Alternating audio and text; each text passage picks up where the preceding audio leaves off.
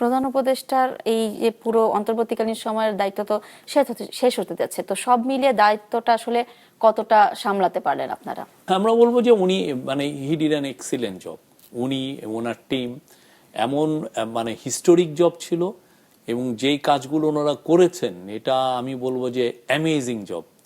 আপনি বলতে পারেন যে আমি তো চিফ অ্যাডভাইজারের স্পোক্সম্যান বা তার প্রেস সেক্রেটারি হয়ে আমি এই কথাগুলো বলবো, বাট আপনি যদি প্রতিটা জায়গা ধরেন, উনি দেশটা একটা বিপ্লবোত্তর একটা, যে কোনো জায়গায় দেখবেন ক্যাওস হয়, কোনো ক্যাওস হয় নাই, পিস অ্যান্ড স্ট্যাবিলিটি ফিরে এসছে।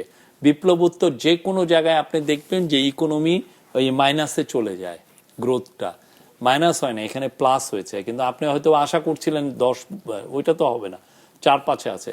বিপ্লবোত্তর যে কোনো জায়গায় ফরেন ইনভেস্টমেন্ট কমে যায়, এখানে বেড়েছে ফরেন ইনভেস্টমেন্ট। এই প্রথম 8 মাসে 80% বেড়েছে, 9 মাসে, এই বছরের গত বছরের 9 মাসে 80% বেড়েছে।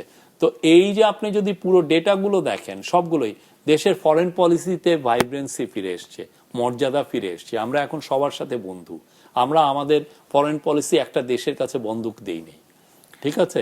আপনি অন্যান্য যতগুলো জিনিস দেখবেন, আপনার পুরো ট্যাক্স অ্যাডমিনিস্ট্রেশন, আমরা রেভিনিউ জেনারেশন আবার বাড়া শুরু হয়েছে, ইকোনমিক গ্রোথ বাড়া শুরু হয়েছে, এক্সপোর্ট আপনার যেই আশাতীত আমরা যেরকম আশা করেছিলাম সেটা হয়নি। বাট আপনি ইউএস এর সাথে আপনি দেখেন, আমরা যেই নেগোসিয়েশনটা করেছি একটা ফলপ্রসূ রেজাল্ট আমরা পেয়েছি। অনেক দেশ, আমাদের আশেপাশের দেশই সেটা পায়নি। আর অন্যান্য যতগুলো ইস্যু দেখবেন, কালচারাল ইস্যুতে দেখেন এক ধরনের ডাইনামিজম ফিরে আসছে।